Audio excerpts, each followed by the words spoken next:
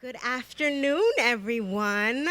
Thank you for joining us today. It's so nice to see all your beautiful faces, both here in person and our virtual audience online. We are streaming this so folks all around the country can tune in for today and this conversation.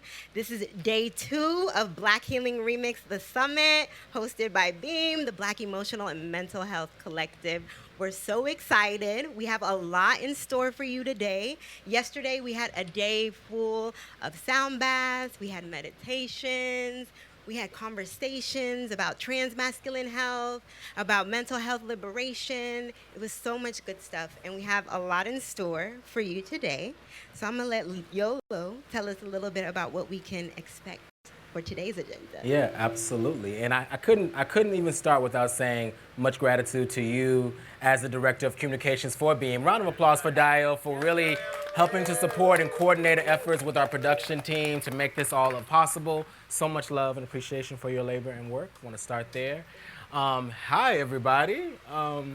Black Healing Remix, as you know, is about remixing healing and making it our own, right? It's about taking conversations about mental health and wellness and centering them in the really unique ways that we as black folks heal, connect, celebrate, and also uplift our own mental health.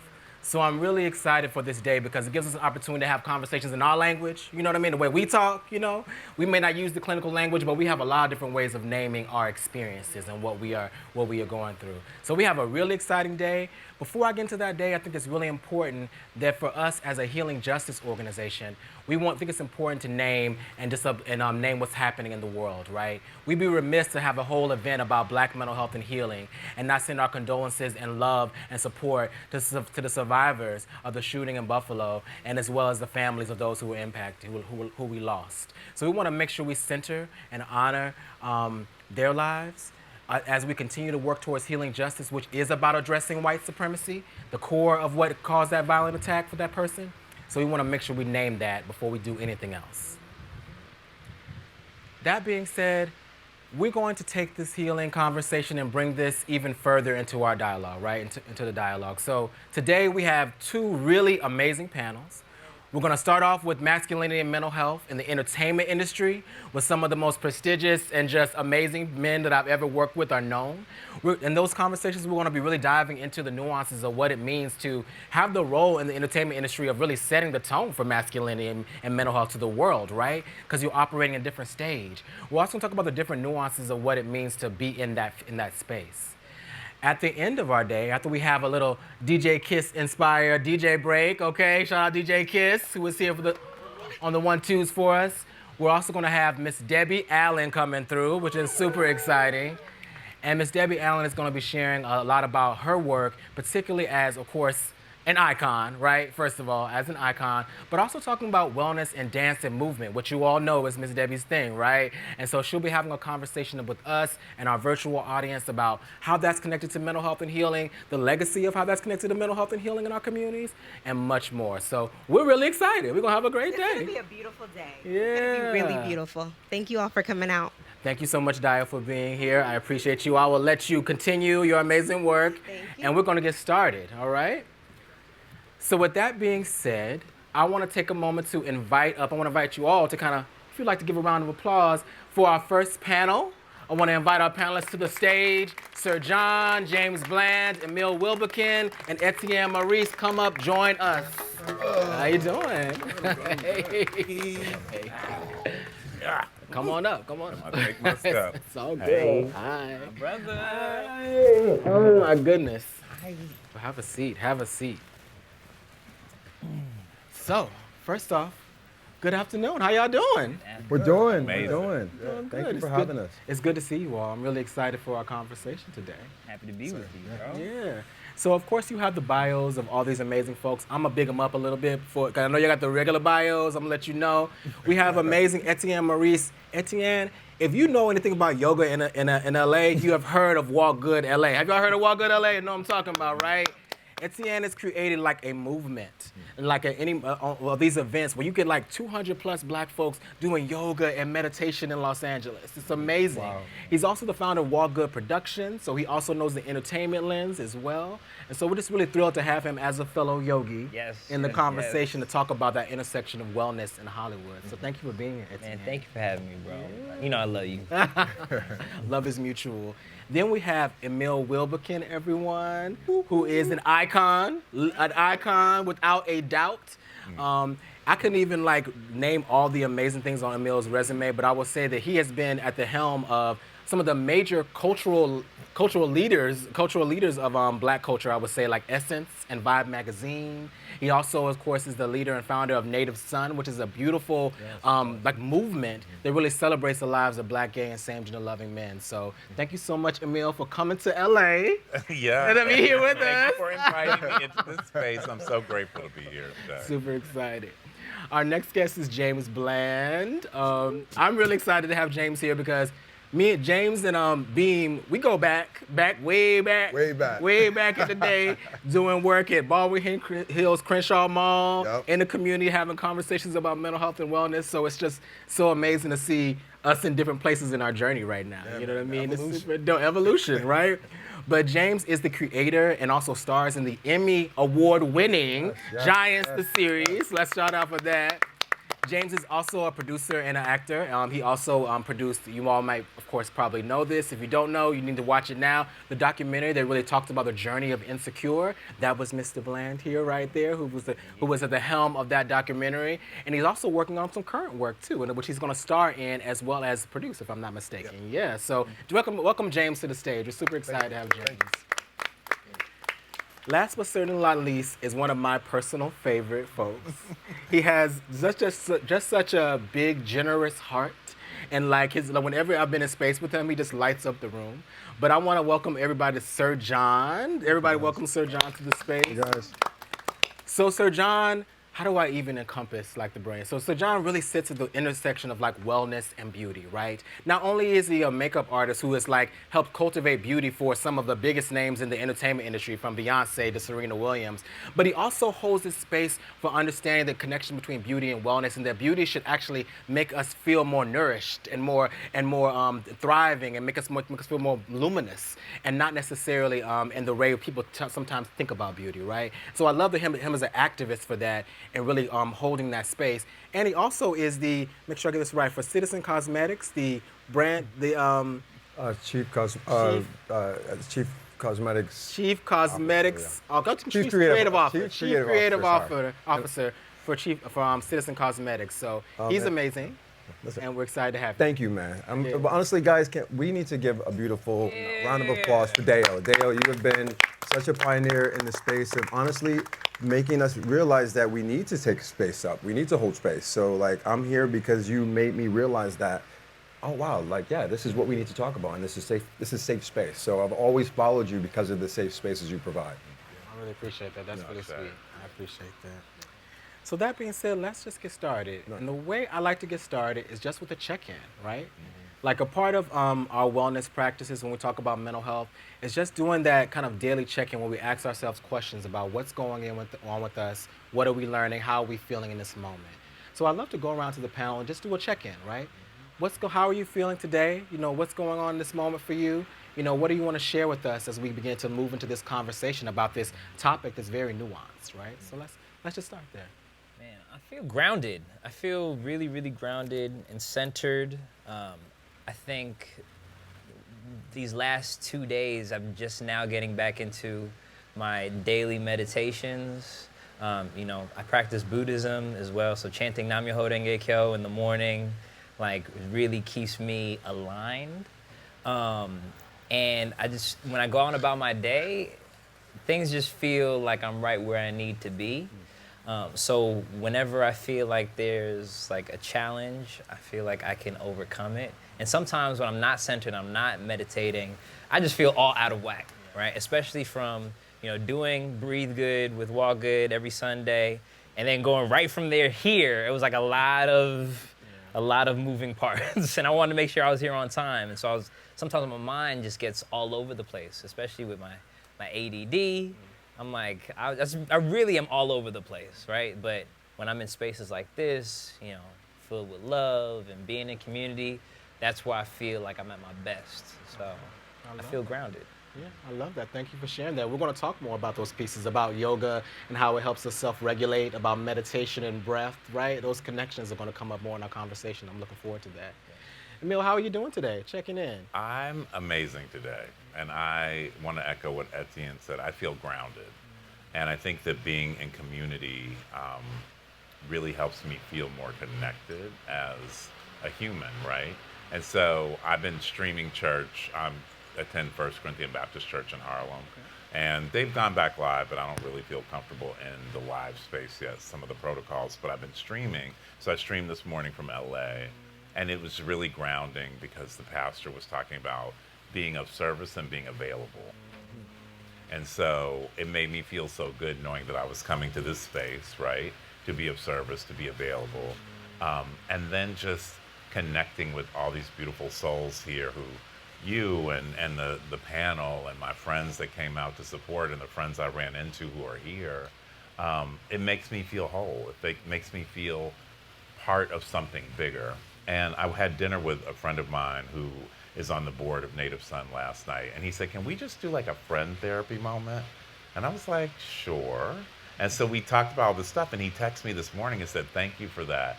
I'm doing this, I'm doing that, all based off of a mirroring conversation that we have with each other. So I'm just happy to be in this space and be a part of this energy and this collective and this community, and grateful for all of you all for showing up. Yeah, Shay. Thank you for sharing, Emil. I mean, highlights from what you just shared as your check-in, just faith, right? As a grounding force, right? Whatever your faith is, that being a space to help you feel more grounded and connected to yourself, connected to your higher power. That's right. Like, I love that, bringing that into the space. And we're going to talk more about the piece around the friend therapy, right? We're, as an organization, we're a big believer in peer support as a strategy to make sure we can cultivate wellness. Our friends in our community are a big part of our wellness, right? Not just your therapist and your doctor, but also your community in other ways too. So thank you for bringing that into the room. James, check in with us. Yeah. So I'm feeling, well, first gratitude, but also like this feeling of expectation. And I was trying to think of the word to kind of describe that feeling, but you know how sometimes in life you're in this place where you're just expecting things to move or to shift or to happen.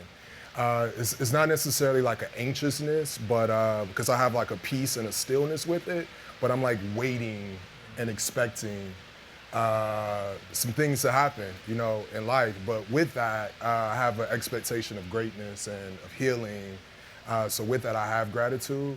But yeah, that's kind of the space that I'm in. And even being on the panel today, like, an expectation for me to receive something, you know, from being here in terms of the people I'll encounter, but also sharing space with these brothers, the things that I know that they're going to say and impart, and just ready to receive.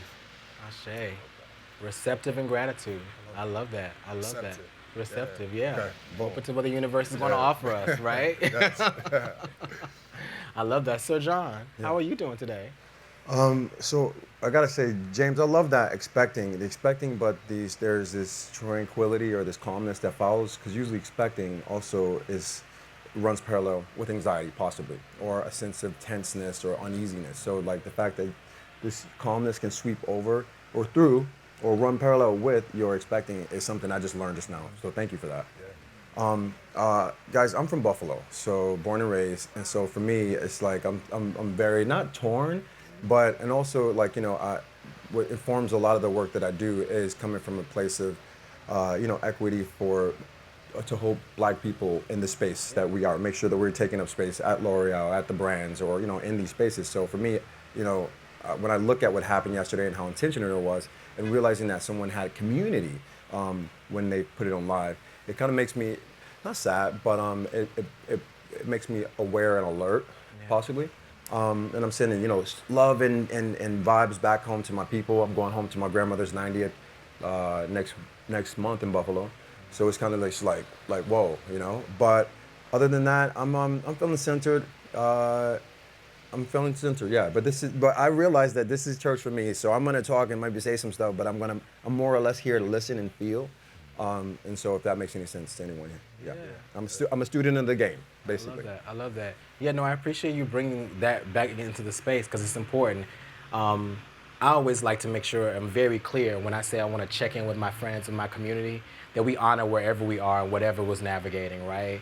And so, like, a lot of us are feeling that feeling of torn, right? Like seeing this moment where we're witnessing the rise of white supremacy. We're concern for our family members and our friends, right? And so it's really bringing that into the space is something we're going to continue to hold, like in honesty, right? And so I appreciate you bringing that into the space as well as bringing in like, that we're going to be receptive and we're going to also, this is church for some of us as well, right? This process of really sharing and learning together. So thank you for sharing with us, John. Yeah. I'll briefly check in because people say I don't ever check in. I'm just going to say how I feel. Yes, please. How you feeling, brother? How you feeling, brother? I'm feeling gratitude and kind of shock, and awe. 6 years ago when Beam was coming together and I was putting together an organization around Black mental health, and it was before this kind of moment we have politically now where everybody wants to talk about Black mental health. Oh, yeah. People were looking at me like, I guess, girl, that's what you're gonna do. You know what I mean? Ain't nobody checking for that. And so to now be at this place where I'm able to hold space and conversations and dialogue and give tools and resources and also be in dialogue with such amazing folks like you is really like such a shock to me. You know what I mean? I'm in awe of it and in immense gratitude and trusting that in this moment that I'm in alignment and I'm trusting to do what Spirit has asked me to do for our folks, So really that's kind of how I'm feeling in this moment and what I'm carrying. But I'm just grateful. I'm just super, super grateful for everything. Love it. So let's just start digging into the conversation. We checked in a little bit. I would love to, start with you, Emil. Emil, I feel like you are one of those guardians of the culture, right? Yes. Like, you know what I mean? I feel you have so much knowledge and wisdom. You have reported, interviewed, written on so many things that have happened in Black culture over the last years, right? Over years. And so I really want to start with you as that person who's been that kind of cultural gatekeeper. Like, what are some moments, thinking about mental health and masculinity, right? Because we're in a really interesting moment with mental health and masculinity. There are things happening now that like 20 years that have been like, I'm sorry, who said what about mental health? They talking about what? That was not a thing, right? And so now we're in this moment where it's in pop culture in a way it's not, and in Black culture in a way it's not. So I'm curious to hear from you. How do you see that? What are some moments you think we should acknowledge to recognize how far we've come? What are some things like that you think we should bring into the room to kind of initiate our conversation around this? So thank you for that really thoughtful question because you mentioned it to me last week and I've just been poring over it, right? And thinking about the changes and the differences. And so if I go back, right, to my time as editor-in-chief of Vibe and I think about what the lay of the land was, right? So it was very toxic masculinity and hyper-masculinity and patriarchy and a lot of misogyny and homophobia and transphobia. And a lot of that still exists, right? In different ways and forms.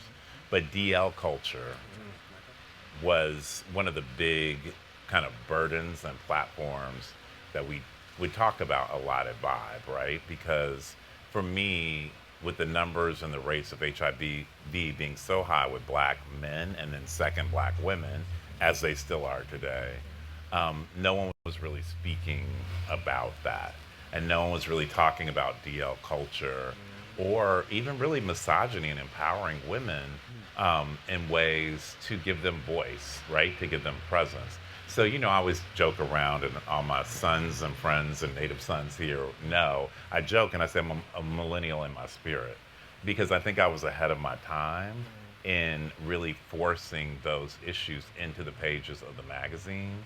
And that was hard, right?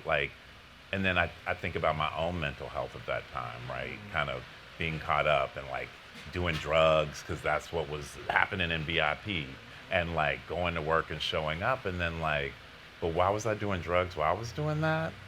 And it was part of the culture, but it was also part of the coping. And so I look at that time and I think about today that we can be in this space, right? That we can show up as however we want to show up in our sexual identity and orientation, that we can be gender nonconforming, and that we can have a Little Nas X, we can have a Saucy Santana, we can have Black trans women really leading the forefront of advocating for themselves, and just how black women have shown up and are showing up in politics and entertainment and all these different spaces. So we've come quite a long way, but I would say people are more comfortable in their skin, but in that comfort, we're still fighting for black liberation, we're still fighting for ourselves, and we're still fighting at all the intersections of the black community. Whew, wow. That's really, I mean, you just took me to so many different places thinking about the like culture and the different moments in the culture, right? I mean, I don't even know if 5 or 6 years ago I would have felt like a Lil Nas X, or maybe like 10 years ago, Lil Nas X was possible. And then Saucy Santana, you think about it like as entertainers, and even the ways in which some heterosexual rappers have come out and talked about sexuality and talked about misogyny in those different dimensions, right? I mean, so like those things have really shifted. Yeah. I also want to lift up what you shared too about like, you know, the ways in which we cope, right? You know, naming that like, you know, there are different substances that we use at different points in our journey, people use to cope, right? And that our relationship to those substances is often sometimes correlated to the dimension of what we're navigating, right? What we're struggling through, right? And like oftentimes, unfortunately, that hasn't always been the approach that we think about when we think about substance use. Like, you know, we often think that the culture kind of sometimes can, and I say American culture broadly, can go towards the shaming and denigration as opposed to like, what are you using this for? What is this doing for you? Is it to mask some pain? Is it to, you know, what are you carrying with that when it becomes an unhealthy relationship to that particular substance, right? So I really appreciate you bringing that in because that's something that our culture and our community, we continue to evolve that discussion, you know? It's really important. And we don't talk about it a lot. Yeah. Like it's very kind of in the shadows, just like we don't talk about HIV, right? There's a lot of things we just don't talk about. And I think that's why these spaces are super important, right? Let's surface these things. Let's normalize differences, right? Let's normalize different parts of people's journeys and where they may be not well.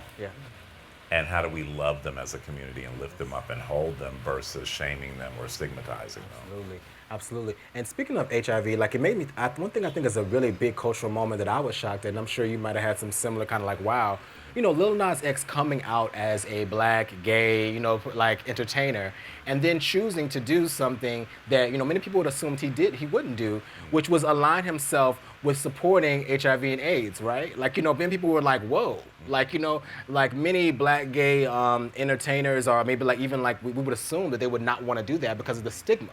And we have Lil Nas X in this political moment saying, I'm going to raise money for HIV/AIDS organizations. I'm going to be in community with that, which kind of like also just kind of speaks to the ways in which he's such a radical in that way, right? So like we do have these interesting moments there, you know what I mean? Like around the conversation around HIV, mental health, stigma, etc. You know? And it was really, for me, it was, what was most powerful was getting this text from Felicia Fant at the time, where he was planning this. And Felicia worked at Columbia Records at that time and really helped put him on the map and help guide him to be a community servant, right? And she said, like, can you give us a list of different HIV orgs, specifically in the South, that he wants to be able to lift up? And then for me, within the Native Son Network, to then reach out to my folks that work in mental health, public health, NGOs, and say, what are the best places to present? And then to see him do this, you know, registry and see the places that were recommended on the list that actually, and then he raised like $500,000 for those organizations. I mean, that is radical, to your point. Absolutely. And there's a lot of instances like that. So I love that we can have that conversation. There's a lot more to be said about that too. I want to move to James and talk to you a little bit, James. So like I shared earlier, I met James through Giants, the series, which if you have not watched, you need to definitely watch. It is an amazing show. I was like so caught. It was on YouTube at that point, but it's not on YouTube now. It's on BT now, right? Like, so it's a whole different game. But one of the things that was so powerful about that show was the ways in which you were showing the different unique journeys that black people were having around their mental health and their wellness. And I think about two of the characters, Malachi and Journey, right? And like the dynamic between black men and black women, right? Which is something I've seen really play out in that series, but also we see play out in the world, right? When thinking about black men and black men's mental health, I'm curious, James, because I feel like there was a lot of themes in Giants that showed how when black men don't take care of their mental health, how black women are often impacted by that, right? As black women, as we know, black women carry so much emotional labor in our communities, or have these kind of unrealistic, misogynistic expectations in terms of what they should do for black men. So I'm curious in this question to ask you, in the entertainment industry and your art, how have you seen this kind of, when black men don't take care of black men, how black women get impacted by that? Ooh, that's a question, bro. I think, at least what I've seen is that black women aren't protected, or they're falsely protected in a way that is unhealthy or unproductive. And I think we all saw that on full display at the Academy Awards, right? Where you had two black men who made a decision. You had, of course, Chris with the joke at the expense of a black woman, and then you had Will with the slap in protection of a black woman. And, right or wrong, debate amongst yourselves. And I think we probably debated a little bit too much around this particular topic. But like the point or the thing that I saw or that I was really surprised at is in the aftermath, how Jada was dragged, And it was like, instead of holding accountable solely these two black men, somehow even us as a culture in Black Twitter, we found a way to vilify like a black woman. And that was a bit surprising for me, and it was kind of telling in terms of the space that we're in.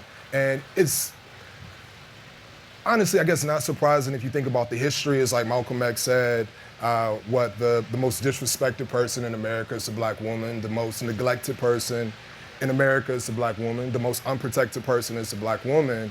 And so I guess when, like black men, when we're not taking care of our mental health or practicing wellness or not showing up in our fullness or like parenting our inner child or confronting our own toxic masculinity, we become another entity that black women have to protect themselves against. Or we become something that black women, or trauma that they have to then heal from, which is really messed up in particular in the entertainment industry, because we as entertainers and artists, we have this unique opportunity to set and shift culture. Like we set trends and examples that the rest of the world follows.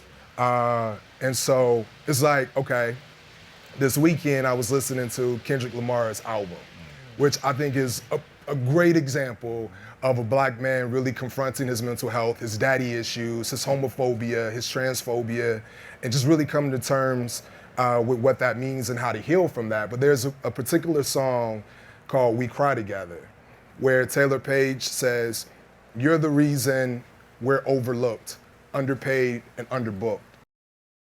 Nigga, like you." And so if we really internalize that, black men, like, are we the reason that these black women in entertainment are overlooked, underpaid, and underbooked? And so we got to do better. Yeah, as a whole. Yeah, I love, oh, come on, give a round of applause, come on now. I love you holding that light to black men, right? Because I feel like what happens in our culture, as what you lifted up, is that for something that happens so many times on Black Twitter or just in conversations, we find a way to blame a black woman. I'm like, wait a second, how's she in it? It's like that Nene Leakes clip. Like, how I get in it? How I get in it? Like, why am I in it? Stuff. As opposed to saying these are two black men who made choices. Right. Yeah. Who are responsible for their choices. We often sometimes like assume that like, it's kind of logic that when I used to do counseling with the men who were struggling with anger management, I would often talk to them about this narrative they would have where she made me do it. I was like, oh, that's not how that works. Like, she may have said something that awakened a feeling within you, and what you chose to do with your behavior from that feeling was all you. Yes. Right? She did not take your hand. You are not a puppet. You made a choice. And I think that like when we look at black culture, sometimes we see that same narrative operating on how we expect between black women and black men, right? That she's responsible for his behavior, as opposed to he's a grown individual who can be responsible for his behavior. Same thing I hear sometimes with infidelity in the community, right? Yeah. How often do we hear like somebody say, well, I'm a man? It's like, wait, what? So like there's like somehow there's this belief that in the idea of man, there's an inherent space for me to be out of integrity, dishonest, and distrustful. And that's what we say, like, well, of course I cheated because I'm a man. Oh, so you believe you're a man, your idea of a man means I have the right to be out of integrity. Yeah. I have the right to cause trauma through that route. Whereas if a black woman said, of course I cheated, I'm a woman, they'd be like, what? That don't even make sense to people. Yeah. Right? Because the idea of woman isn't rooted in that, right? And so there's so many layers to that conversation, that you brought up. So I just We could go all day with that, right? But I really want to lift up that piece about black men taking responsibility for black men's mental health, and also taking responsibility for the ways in which black men contribute to misogynoir against black women. When I say black women, I mean black women, cis and trans women, and really taking a lens to that and shifting that. You know, that's really, really important, you know? Lift that up. Go to you, Sir John. So, talk to me a little bit about, you know, yourself as a beauty activist. You know, like the work that you do holding space for black folks in these big corporations, these big brands, right? Holding that space for wellness in the context of beauty. Like, tell me a little bit more about why that approach. What does that mean to you in that context, you know? Well, we're all affected by beauty. So we're affected if you get a barbershops, you know, if you go get a haircut, if you pass a building and you see your reflection and you're having a good hair day, if you have less blemishes on your face than you did last year, if you're loving the way your jeans fit, you're affected by something that's visual, but it made you feel something, you know? So the thing I love about beauty is, like, you know, I talk to some people who are really against the idea in different directions, investors to some activists, and they don't feel like, you know, we don't need a mascara to feel empowered or whatever that looks like, but their choices, their options, their vehicles to lean into yourself, to check in, to do a temperature check.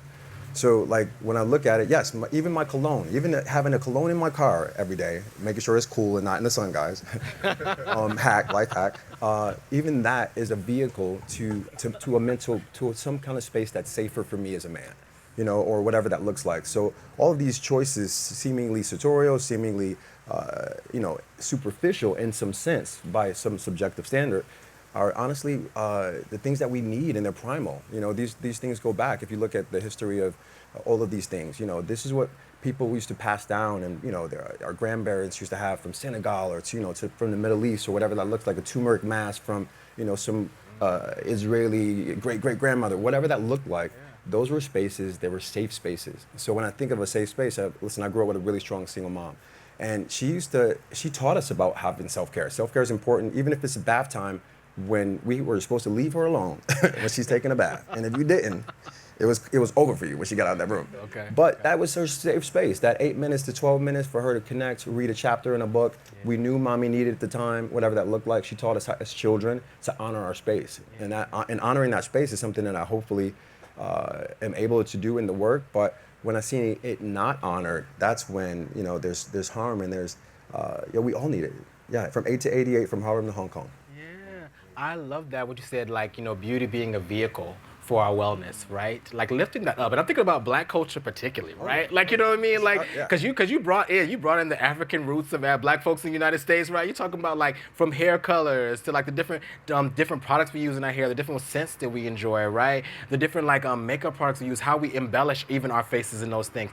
Those things do contribute as a vehicle for folks to connect to their sense of self-esteem, their sense of worth, their sense of power, right? I think about for so many, like, black gender non-conforming folks who, like, I feel comfortable in this clothes, I feel comfortable wearing this, and this makes me feel more connected to myself, right?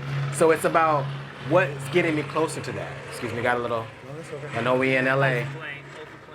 Yeah, helicopter. You know, they're like, oh Lord, black people healing. They like looking, watch right now, they're checking out what's going on. Black people out here healing. Interrupt that. You know. To your point, I wanted to also say the fact that, you know, we have to also look like it's not always been easy to lean into your own, mental health. Listen, I grew up in a business that was not inclusive. We were waiting on the fashion industry or the beauty industry to be inclusive. We will still be waiting. But what's happened is, you know, social media is so democratized. The democracy is the people, making sure that they have a voice to take down big companies, to hold market share away from brands. If you don't, you know, represent us well, we're going to take you down. And there's a beauty in, you know, I look at black women's hair in the 70s and the 60s. It was illegal at some point in the United States for black women to wear their own hair.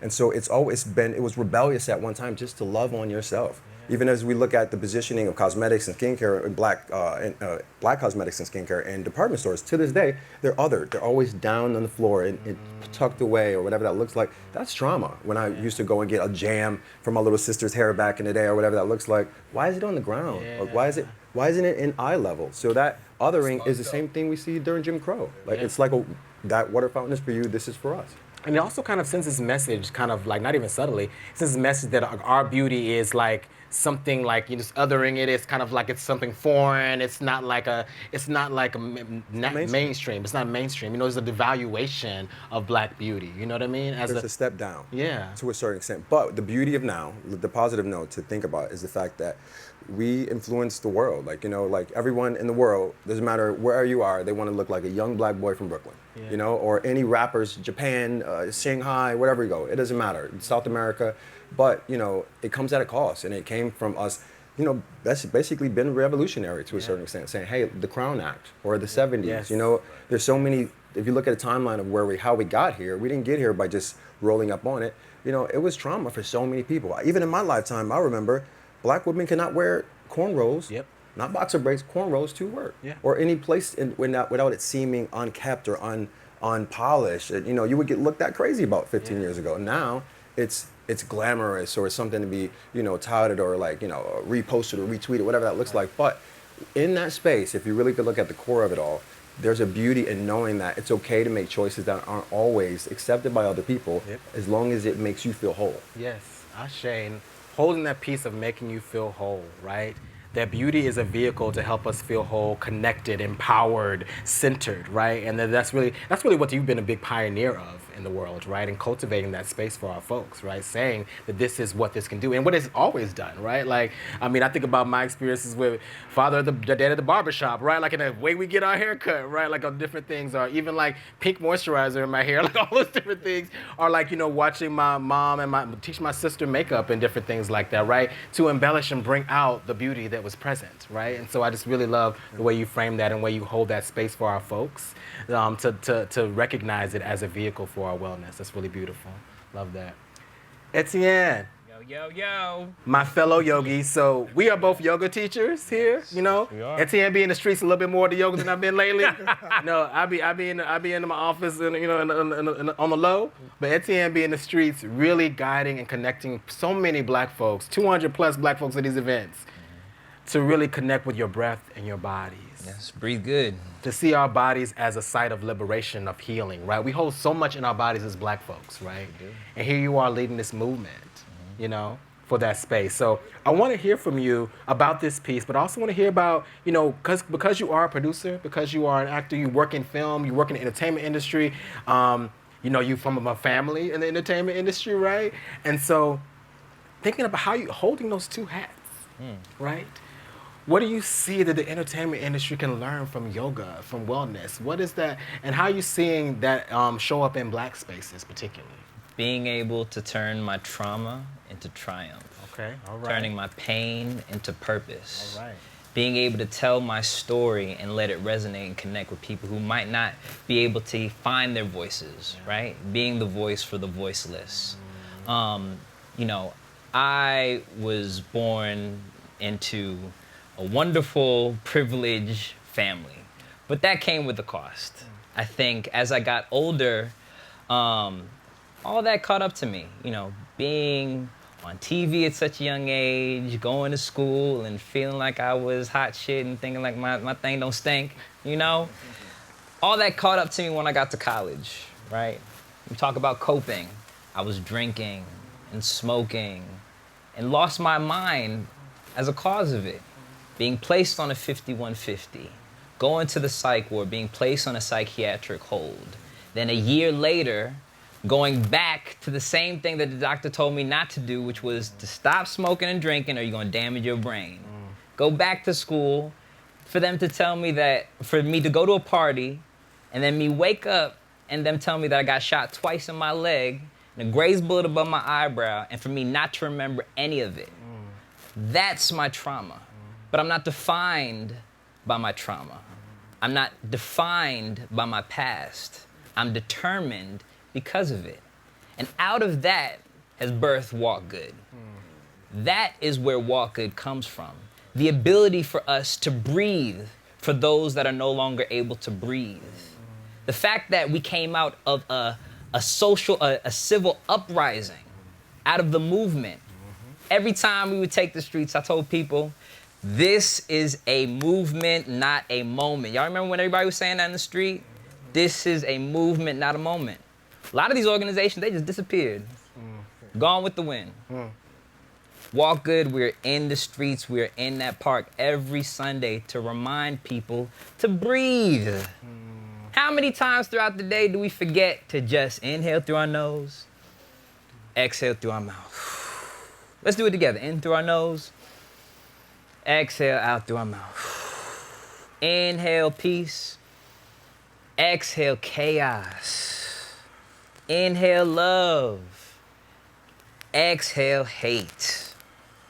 That's what we do every Sunday. And so when people see us out in the park, they think, oh, it's beautiful black folks in the park doing yoga. It's way more than that, y'all. It's way, way more than that. We are building a community, you know? But it is out of the trauma that I experienced, that I had to go through, birth this movement, right? When I went through those traumatic experiences, I didn't have a Walk Good. I didn't have the vocabulary to express what I was going through because I thought I was the only one. And that is this, I feel like this thing that I'm still trying to understand and deal with is sometimes when I'm by myself and doing the work by myself, I have to remind myself that the work that I'm doing for me, I have to lead as an example for others, right? So now, I'm very much aware that with Walk Good, just like Spider-Man, with great power, there comes great responsibility. We have over 300 people coming to yoga every Sunday. Every Sunday. When you think about yoga, you don't think about black folks doing yoga. And that right there in and of itself is a traumatic experience. Going to these white establishments, these white yoga studios, and you're the only black person there. You're like, damn. I went to, to interrupt you, my yoga teacher training, there's a picture, and my friends thought it was the funniest picture. It's like me and a whole bunch of white ladies. And I'm just looking like, I was the only black person at that institution, so yeah. But I'm so glad that we are now living in a time where now the discussion of healing is now shifting. Yes. You know, I can say I got my 200 yoga certification with black folks. Come on now. With the Come tree. on Come on now. Come on now. If y'all want to find more spaces where black folks are diving more into health and wellness, check into the Tree Yoga Cooperative. They are a black and brown owned cooperative that are really, really about the work. That's where I got my certification. My brother Derek, he's taking photos. Derek right there, he got my certification. We did it together. So look, we got 2 young black brothers getting our yoga certification in South Central. In South Central. So that just goes to show you how far we are going and how far we have yet to go. Yes. Round of applause for that. Just lift that up, lift it up, lift Derek and Etienne up. Every Sunday, 10 o'clock. Come through. Follow us at Walk Good LA. Definitely follow. I want to uphold trauma to triumph, right? That legacy of taking these traumatic experiences and transforming them into fertile soil for us to grow and blossom and bloom, which is a part of Black healing legacy, right? We all have those testimonies and those stories, right? And so I really just appreciate you bringing that into the room and naming that, because another piece I want to name that you named as well is a piece that, like you said, I felt like I was the only one, right? And a part of what we talk about community healing, when we talk about wellness, whether it's talking about substance use, HIV, bipolar, living with depression, is about recognizing, finding the folks who also share that journey and realizing we're never alone, right? Those feelings that we might feel in those kind of isolated moments, think it's just me. And then we find community and be like, actually, no, I was there. And then sometimes somebody seeing you and having that similar dynamic and feeling can be such an enriching and nourishing part of the process. And so what you do with Walk Good and creating a community, because yoga is just one part of it, right? Because a lot of stuff that happened on the mat happened before the mat and after the mat, right? Yeah. To create connection, right? And so I just want to lift that up. And I also want to hold too, as a yogi too, I'm always going to push for us as Black people to recognize that yoga, dance, all these practices, sometimes because of the ways which we experience trauma, it can sometimes lead us to disassociate or disconnect from our bodies. And that's one of the reasons that yoga is such a powerful practice. Sometimes when you're in those practices where you're in downward dog, when you're in, Shavasana is a resting pose, right? When you're in those poses, it gives you an opportunity to see what are you feeling and what have we been holding where we've been in our bodies in different places. Because a lot of times we may not want to process the feeling intellectually, but our body remembers. Our body knows that time we got that insult or had that experience, and we're holding it in our shoulders. We're holding it in our lower back. And so the process of doing this, what you're doing, with holding space for black people to do body healing, amongst other things, is really critical for all of us. And I think that needs to be lifted up. It lifted is. up, you know? And I had a grandmother, you know, and just to finish this off, like, there would be no walk good if it wasn't for my Jamaican grandmother, who always told me to walk good, Etienne, walk good, Molly, walk good, Coco. You know, always telling me to be well to others. Most importantly, be good to yourself. That's right. She said, life comes with roses, but not without thorns. All right. So it is a life. We always think life is always an ascension, but no, life is going up and down. it is. But how do we use the tools that have been given to us to be able to deal with the trauma, to be able to ride that roller coaster, and be able to tell the next generation, hey, this is how I got through it. Here are some tools that will help you. Here are some That tools. is walk good. That's the message. That's the message. See, we got a problem here on the stage. These folks are shining so bright. The sun is on us. It's so much light on the stage. We like sweating like, Lord have mercy. Like, that's how bright the brilliance and the wisdom and the insight of this space is happening right now, okay? Gotta do a little pat down, you know what I mean? But just amazing pieces. I mean, I want to kind of bring it around again to everybody to kind of bringing this piece about healing and tools, right? Thinking about tools, what tools we need to healing. One of my favorite quotes that Jay-Z often says about like his own mental health journey. He said, we didn't have the tools. Like we didn't have the tools. And I remember I heard that I was like, that is it. A lot of times we don't have the tools to know how to engage conflict in ways that center dignity. We just know conflict is a blow up or an abandonment. Sometimes we don't have the tools to regulate our bodies and our breath, or reframe how we think about our internal narratives around shame in these pieces, right? We need tools. So I'm curious to hear from you all, as you know, you're bringing all this light to us and it's in the sun, right?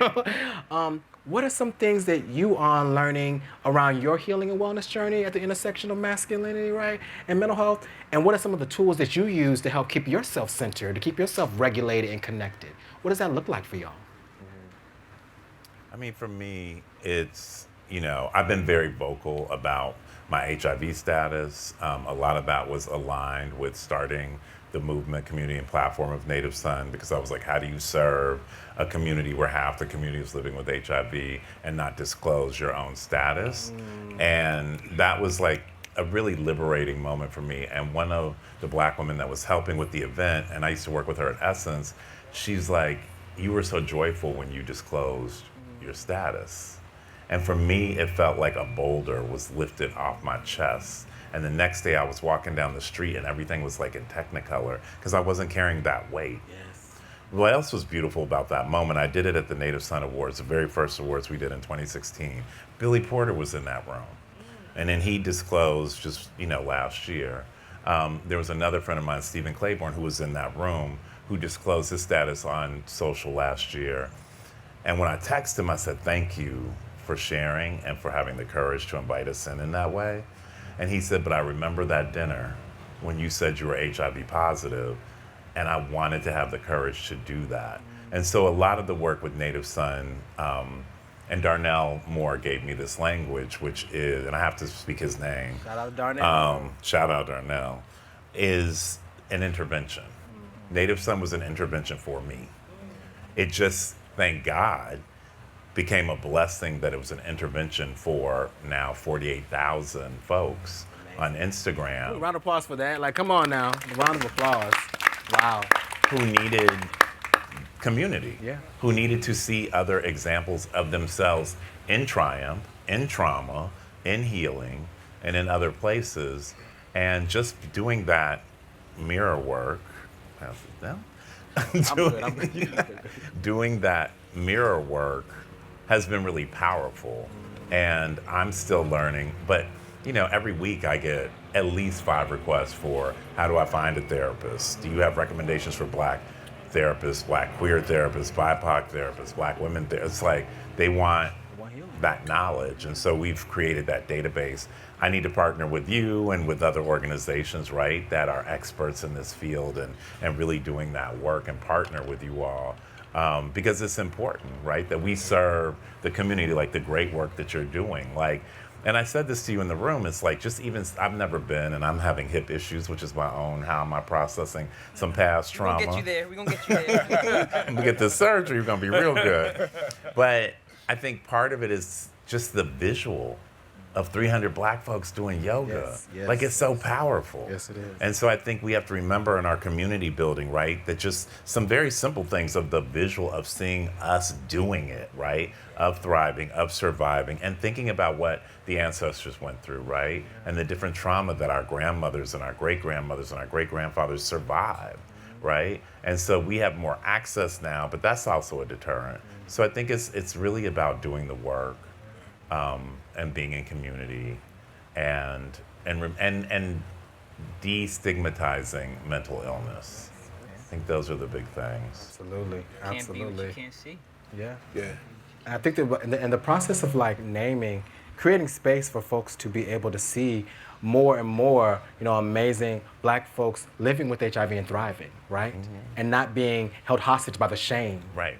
which we know can hold our culture. I know I grew up with several of my family members who were living with HIV, and it was like we didn't even say HIV, right? It was just like the silent thing. My dad would say something like, she got that disease, and I didn't even know what it was until I went to college, right? And now moving into a space where we can name HIV, but also recognize that it is not a reflection of self-worth. It is not a reflection of your power, of your ability to thrive, right? And moving away from those narratives that are so deeply trenched in shame and create mental health distress. Right? So it's really important, that intersection of HIV and mental health, that we have more communities to support folks, but also we do the work across the spectrum to educate people about HIV and AIDS, and bring us out of, I say sometimes it feels like some of the ideas around HIV have not evolved beyond 1981, right? You know what I mean? And it's a very different world in terms of medicine and support, those pieces. So I just appreciate and grateful for the space you hold, for our folks. Yeah. I would say, for myself, it was giving myself permission to be soft, which for me, growing up as a black boy in the South was something that I innately was as a kid.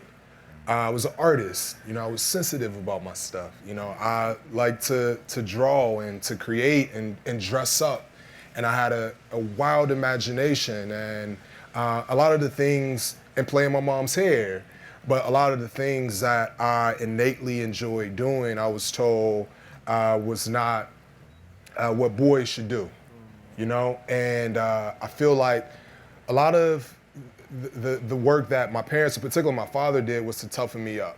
And as black boys, we hear straighten that wrist, put some bass in that voice. Stop all that crying before I give you something to cry about. And it's like, can I be emotional? And I realize, and so much of my work in therapy has been talking to my younger self and giving him permission to just be who he is. And realizing the things that I've now carried into my adulthood and how it's shown up in my relationships, how it's shown up in my desire to have proximity to straightness, because my proximity to straightness is rooted in a level of masculinity that I desire, that is almost connected to how I value myself and how worthy I am of other people's love and admiration. And so for me, it's been letting go of that and realizing that my softness is really the best parts of me, because it allows me to be empathetic. It allows me to be caring, it allows me to be vulnerable. It just allows me to be a more functional human being and to really deal with my own mental health, because I don't now have to carry this weight. Like, I got bad knees, and I think across the board, we were in the room and we were all talking about how we got bad knees, and I think so many black men got bad knees because of the stuff that we carry on our shoulders. And that's why I love yoga so much, because really internalizing that it's like a book that says the body keeps the score. Yes. And sometimes we don't realize that the things that we've been carrying emotionally, and the trauma that we've carried is taking a physical toll and impact on our bodies. It's like in Giants in the first episode, in the first episode of the second season, the title of the episode was "Too Broke to Be Whole," and I wanted to really deal with brokenness and how when things are even broken inside of us, how it'll show up or manifest in the physical. Absolutely. And so in the first episode, Malachi's dick was broke, but it had really nothing to do with his ability to, his organ. It was all a spiritual and an emotional thing that was happening, but it's gonna show up in the body. And so it was learning to let go of that stuff so I could be healthier, so. James, you done said about 15 different books that we did, many words and messages that like so much in there. I just want to uplift it, like bringing up that reparenting our inner child and talking to the little person in us, right? And giving the little person in us the things that some people, maybe our community or folks weren't able to give us because they didn't have it to give it to us. So now it's our role to give it to ourselves, right?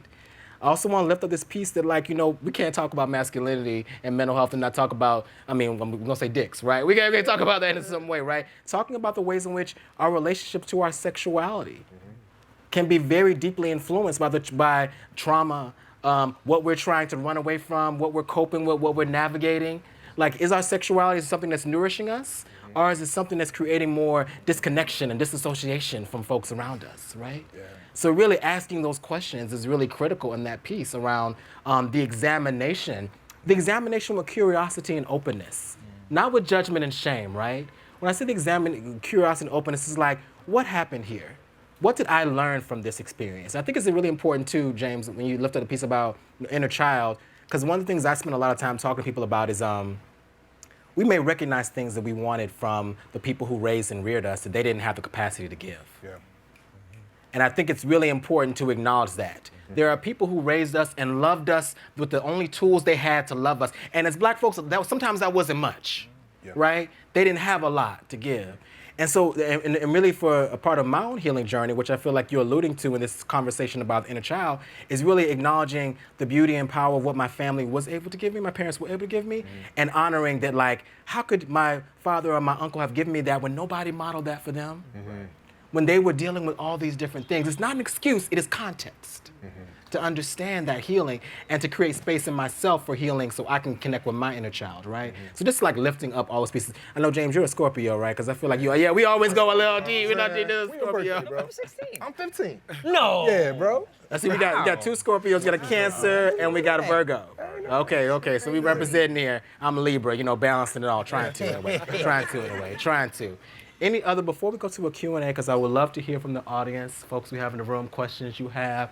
I want to give Sir John and Etienne an opportunity if you want to share about tools you're using for your own healing journey. James, honestly, I feel like he kind of just deciphered everything that I thought from being an artist, from being a creative at a younger space, I was 6'2" when I was 11.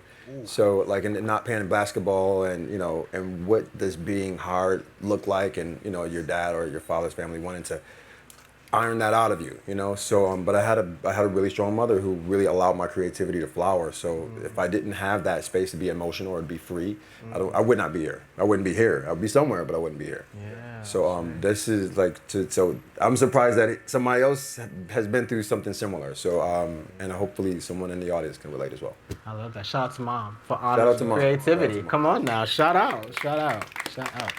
Etienne, tell us. What tools are you using? We know yoga and breathing. We know you're doing it. I really try my best to rely on my family. I'm blessed, like I said before, to have the wonderful family that I have. And knowing that I am my grandmother's prayers, knowing that right now.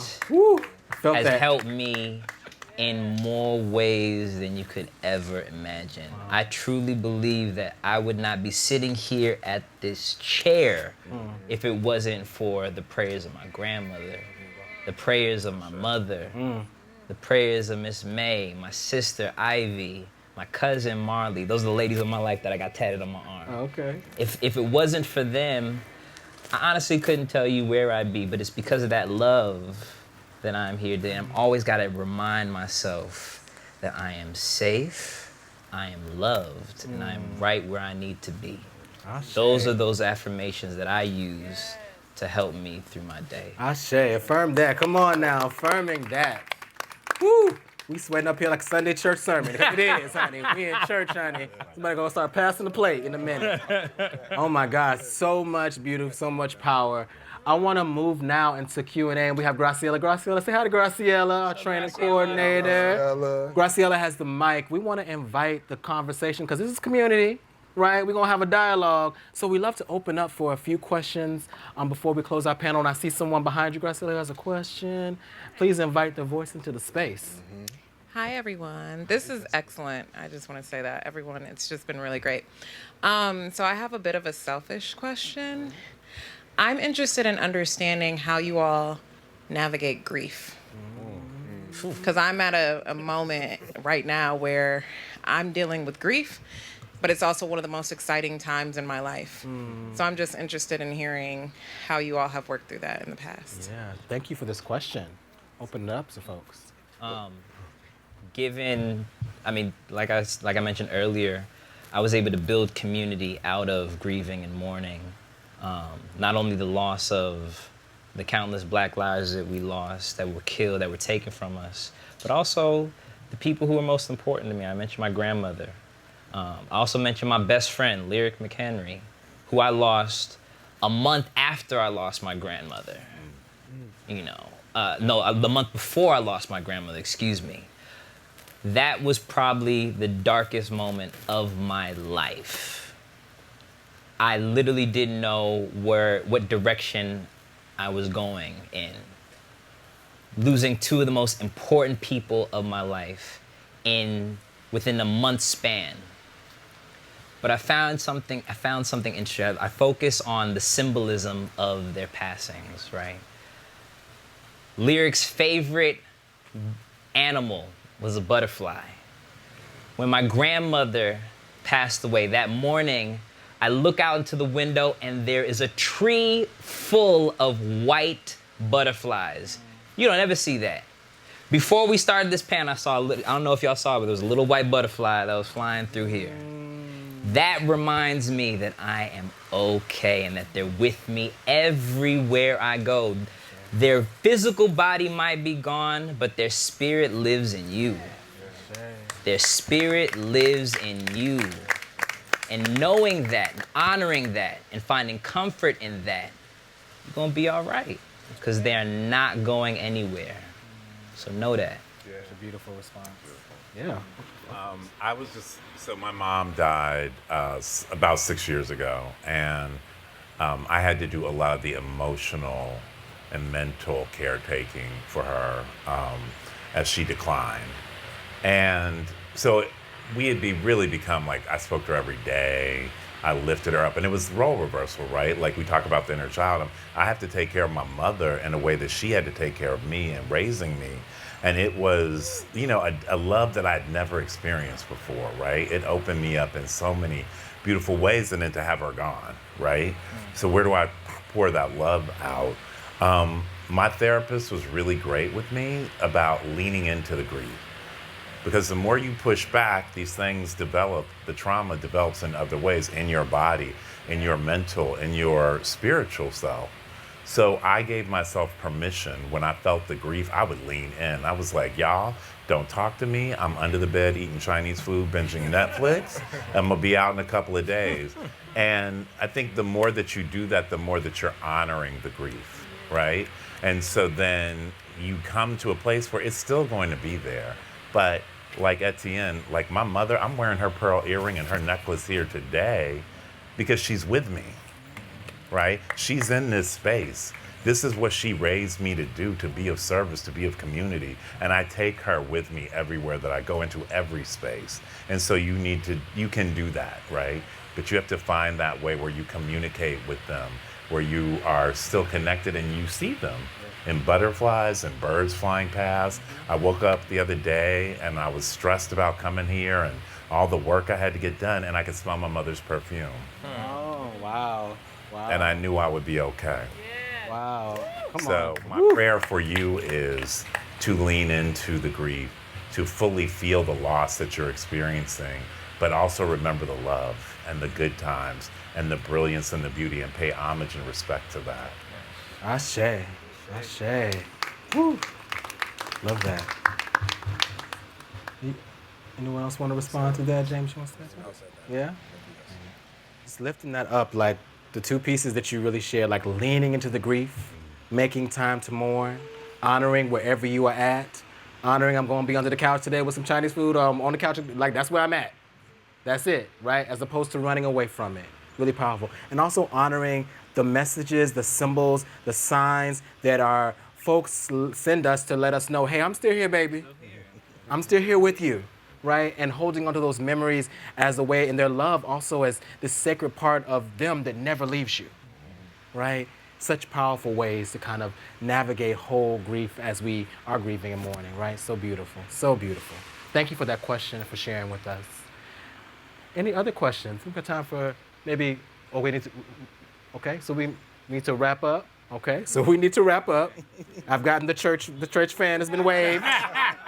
We need to wrap up. Y'all know I ain't good at time management. I'll be like, and another thing we gotta talk about.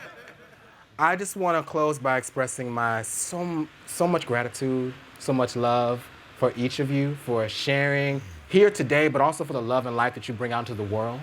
That I feel that while I was like, this is who needs to be here because they got a message, you know what I mean? And I believe in my heart and soul that like my grandmother, your mother, all of them was like, yes, make this happen, right?